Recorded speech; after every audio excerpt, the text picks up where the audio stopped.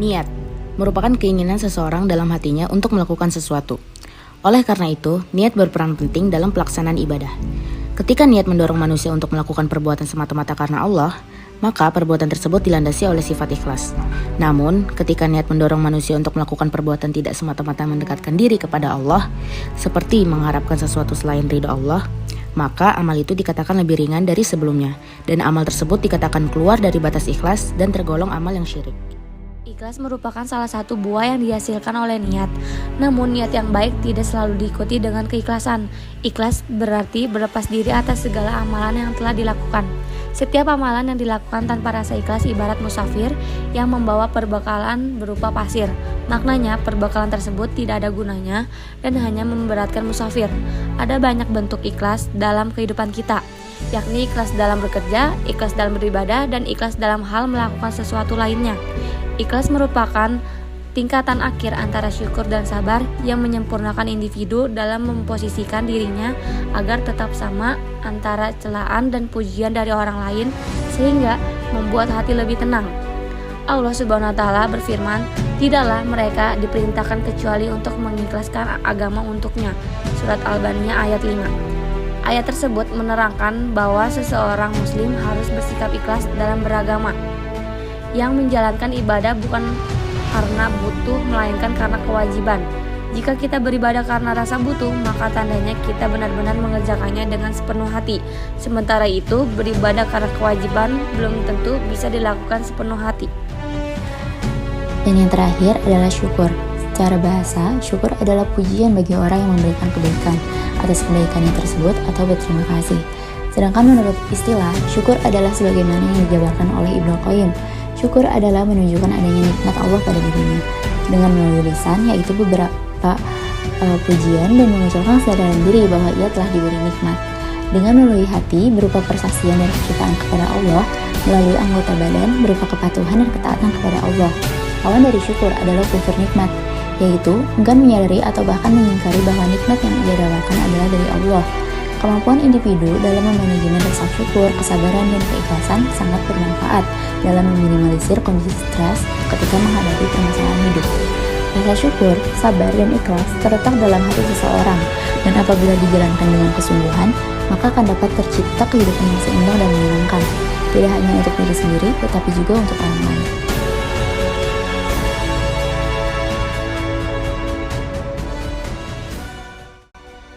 Nah, teman-teman, dari peristiwa tadi terdapat hikmah yang dapat kita ambil dari bersikap ikhlas dan bersyukur.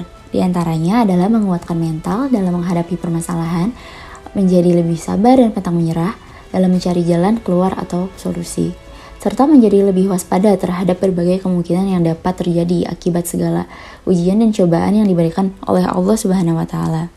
Dengan menanamkan sikap niat, ikhlas, dan syukur sebagai bentuk ibadah kepadanya, kelak kita akan dijauhkan dari hal-hal yang tidak disenangi oleh Allah Subhanahu wa taala. Sekian yang bisa saya sampaikan. Wassalamualaikum warahmatullahi wabarakatuh.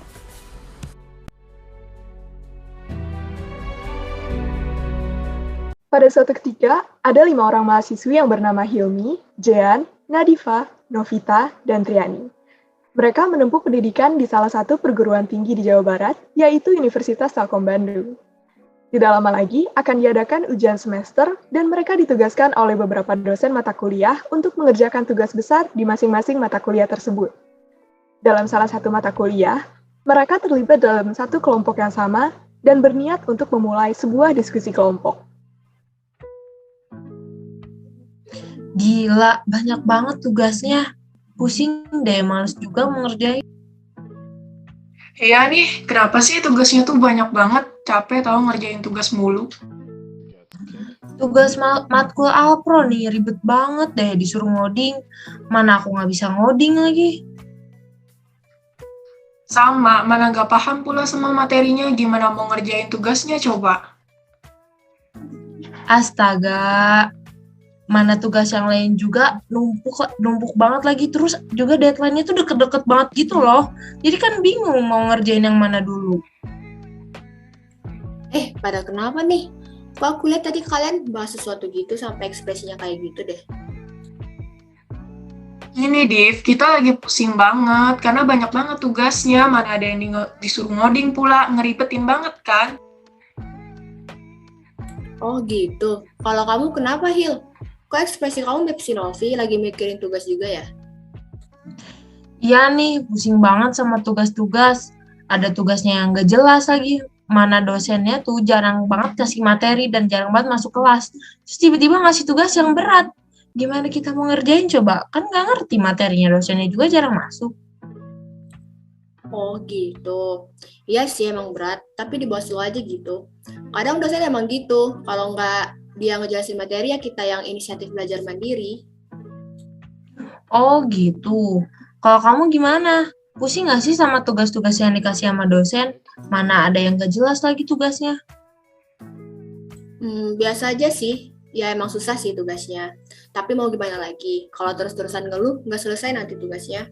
Jadi dikerjain aja dulu, mulai dicicil dari sekarang supaya nggak numpuk gitu. Terus juga banyak kok referensi yang bisa kita cari di Google. Ribet banget kalau gitu. Ya kalau ada contoh yang mirip di Google. Lah kan ini disuruh ngoding, nggak paham aku. Kalau masih nggak ngerti, coba kamu ulang lagi deh. Atau baca-baca gitu materinya atau nonton video pembelajaran di kelas. Dan mungkin kamu juga bisa belajar dari YouTube. Bener tuh, kalian juga bisa minta ajarin sama temen yang paham. Kita harus berusaha. Jangan dulu nyerah. Aku juga kesulitan kok dalam ngerjain tugas. Cuman aku terus belajar supaya bisa. Ya kan, kita juga belajar supaya paham dan bisa ngerjain tugasnya dengan baik kan. Iya betul, kalian gak boleh ngeluh terus. Allah gak suka sama hambanya yang suka mengeluh. Segala sesuatu yang kita kerjakan harus dilandasi dengan niat yang baik dan ikhlas dalam menjalani prosesnya agar mendapatkan hasil yang memuaskan. Ya betul tuh. Orang yang ikhlas akan memiliki hati yang tenang karena nggak akan memikirkan kembali apa yang sudah dikerjakannya. Kita juga harus bersyukur sama hasil yang udah didapetin, mau itu jelek ataupun bagus, karena bagaimanapun itu adalah hasil usaha kita sendiri kan. Nah betul apa kata Jan. Menurut firman Allah, Quran Surat Ibrahim ayat 7, A'udzu billahi minasyaitonir rajim. Bismillahirrahmanirrahim. Wa idz ta'adzana rabbukum la in syakartum la azidannakum wa la in kafartum inna 'adzabi lasyadid. Artinya, dan ingatlah ketika Tuhanmu memaklumkan, sesungguhnya jika kamu bersyukur, niscaya aku akan menambah nikmat kepadamu. Tetapi jika kamu mengingkari nikmatku, maka pasti azabku sangat berat. Quran Surat Ibrahim ayat 7. Dalam hadis didapati beberapa sabda Rasulullah Shallallahu Alaihi Wasallam yang berbicara tentang niat. Seperti hadis dari Umar bin Khattab. Setiap perbuatan hanya sah dengan niat, dan setiap orang akan mendapatkan imbalan sesuai dengan niatnya. Hadis riwayat Bukhari Muslim. dalam ayat tersebut bilang begitu. Jadi kita dalam menjalankan sesuatu itu harus dengan semangat dan dengan niat yang baik, terutama niatnya itu dari hati dan karena Allah Subhanahu wa taala. Betul tuh kata Triani. Sama halnya dalam mengerjakan sesuatu juga harus ikhlas dan sabar. Seperti yang dikatakan dalam firman Allah dalam surat An-Nisa ayat 125. A'udzu billahi minasyaitonir rajim. Bismillahirrahmanirrahim. Wa man ahsanu dinan mimman aslama wajhahu lillahi wa huwa muhsinun wattaba'a millata Ibrahim hanifa. Wattakhadallahu Ibrahim khalil. Artinya, dan siapakah yang lebih baik agamanya daripada orang yang dengan ikhlas berserah diri kepada Allah, sedang dia mengerjakan kebaikan dan mengikuti agama Ibrahim yang lurus. Dan Allah telah memilih Ibrahim menjadi kesayangannya. Al-Quran Surat An-Nisa ayat 125. Nah tuh, dengerin apa kata Triani sama Jehan. Dah yuk, semangat ngerjain tugasnya. Tapi aku bingung mau mulai ngerjain tugasnya dari yang mana dulu. Iya nih, sama. Soalnya banyak banget tugasnya. Mulai dari yang deadline-nya sebentar lagi aja. Assignment Madis kan 2 hari lagi tuh. Bener tuh, assignment Madis hampir aja lupa. Ngomongin tentang assessment, jadi keinget gimana nilai kalian di assessment P? Apakah aman? Ya gitu deh, lumayan. Lumayan sih. Alhamdulillah, aman kok walau sempat kena marah dosennya gara-gara salah format dan pas ngumpulinnya LMS-nya lemot. Wah, patut dicontoh tuh. Si Jehan sama si Triani.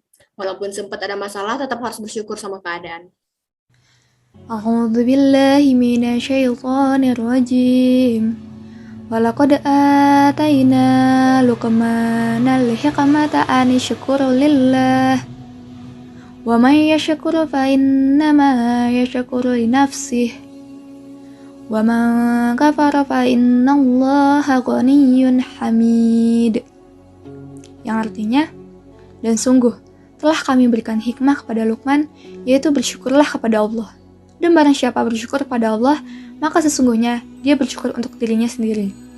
Dan barang siapa yang tidak bersyukur, kufur, maka sesungguhnya Allah Maha Kaya, Maha Terpuji.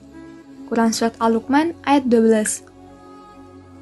Iya tuh bener, sejian emang panutan ya.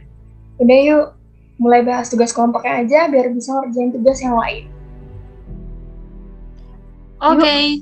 Yuk, gas. Gas. Semangat, guys.